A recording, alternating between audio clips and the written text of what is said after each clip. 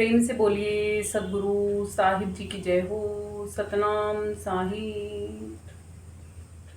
आप सभी को मेरा प्रेम भरा सतनाम साहिब का ही हमारे शरीर में इन पांचों चोरों का ही सौदा चल रहा है।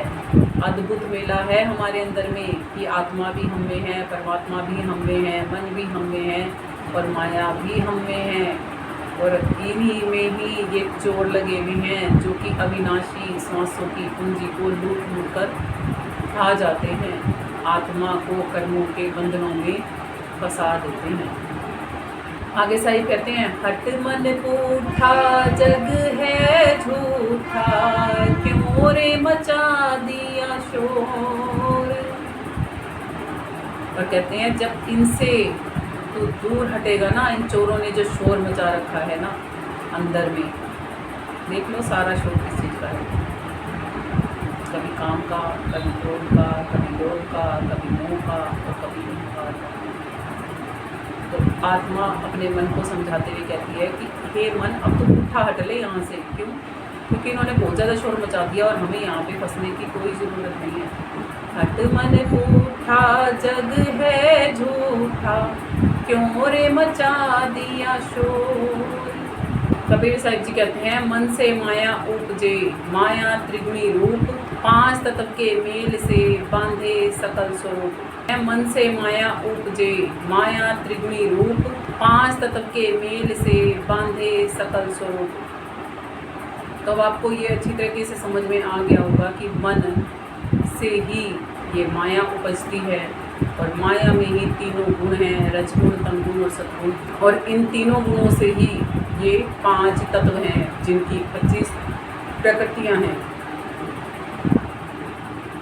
इसीलिए ही इस मन पंछी को ही हम साध सकते हैं। संतों ने मन के बारे में बता रखा है कि मन, क्योंकि ये मन से उपजे हैं, जैसे हम अपने बच्चों से क्यों जुड़े रहते हैं, क्योंकि वो हमसे उपजे हैं। ऐसे ही क्योंकि ये मन से उपजे हैं, इसलिए ही मन इन पांचों के वश में पड़ा रहता है। पंच तत्वों की इन 25 प्रकृतियों में, काम, क्रोध, लोभ, मोह, अहंकार में ही मन इसीलिए ही पड़ा रहता है। मन पांचों के बस पड़ा, मन के बस नहीं पांच, जित देखूं तित धुओं लगी, जित भागूं तित आँच। मन पांचों के बस पड़ा, मन के बस नहीं पांच, जित देखूं तित धुओं लगी, जित भागूं तित आँच। इसी करके ही मन के लिए ये बताया गया है कि जहाँ जहाँ ये भागता है वहीं वहीं आत्मा को त्रास मिलती है, क्योंकि आत्मा से जुड़ा हुआ कोई कार्य ही व्यवहार नहीं हो रहा ना। इसलिए आत्मा सुख की तलाश में भाग रही है, आत्मा आनंद की तलाश में भाग रही है, मगर जहाँ जहाँ भागती है मृग तृष्णा की भांति उसे केवल और केवल मात्र दुख ही मिलता है। जिसे वो सुख समझती है उसमें दुखों की गहरी खाई निकलती है। इसीलिए आत्मा थका के कहती है, हे भगवान उठा ले, कि अब तो बस अपने पास बुला ले। पर फिर भी उसके पास जाने के लिए तरीका ढूंढती ही नहीं। इसलिए कहा जाता है, रोने से मात्र कुछ नहीं होता। समस्या जब हमारे सामने होती है तो उस समय पे समाधान करने से समाधान होगा। रोते रहेंगे तो समाधान उस समस्या का कभी नहीं होता।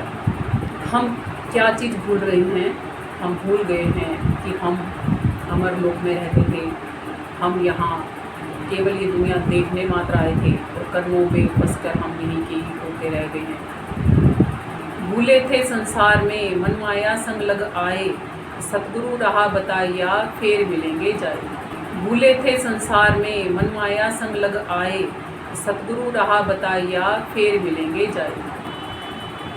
जब हम सच्चे शब्द वेदी संतों का, उन सतगुरु का संग कर लेंगे, तब हम फिर वापस से मिल सकते हैं। जिस बात को हम भूल गए हैं ना कि संसार में आके हम मन माया के संग मिल के कैसे यहाँ फंस गए हैं, आ गए हैं। अब सतगुरु मिले तो हमें वो राह बताए और तब हमारा वापस जाना निश्चित हो सकता है। इसीलिए कहा जाता है, बड़े भाग्य सत्संगति पाइया, गुरु सेवा से नामू ध्याया। जब हम सच्चे संतों से जुड़ते हैं और जुड़कर उनकी सेवा बंदगी करते हैं, तब वो हमें उस ज्ञान का बोध करा देते हैं और उस ज्ञान की जब हम साधना करते हैं तो हम परमात्मा तक पहुंचने के अधिकारी हो जाते हैं। जंतर मंतर सब झूठ हैं मत भरमो जग कोय। जंतर मंतर सब झूठ हैं मत भरमो जग कोय। सार शब्द चिन्हे बिना कागा हंस न होय। सार शब्द चिन्हे बिना कागा हंस न होय। कि जितने भी ये जंतर मंतर तंत्र हम करते हैं ना, ये सब कुछ हम काया से जुड़ के, मन से जुड़ के यहीं के लिए ही करते हैं, और कि हमें यहीं पर ही बांध के रख देंगे। कहते हैं मत भरमो इसमें, क्योंकि सार शब्द का मतलब है पूर्ण परमात्मा का सामने आ जाना, उस विदेही गुरु का सामने आ जाना, जो हमें अपने घर लेके जा सकता है। केवल वो देहधारी गुरु हमें बता सकता है। कहते हैं देहधारी से पूछ ले नूरी सतगुरु कोई और, जब तक नूरी नहीं मिले लगे ना ठिकाने ठोर। देहधारी से पूछ ले नूरी सतगुरु कोई और, जब तक नूरी नहीं मिले लगे ना ठिकाने ठोर। तो आप जब सच्चे शब्द भेदी संतों की शरण में जाएंगे, तब वो आपको उस नूरी गुरु का, उस गुरु का पता दे देंगे, जिसे सार शब्द कहा जाता है। सार शब्द जाने बिना कागा हंस न होए। और हम हंस आत्मा इस दुनिया में आके कागा बन चुकी हैं।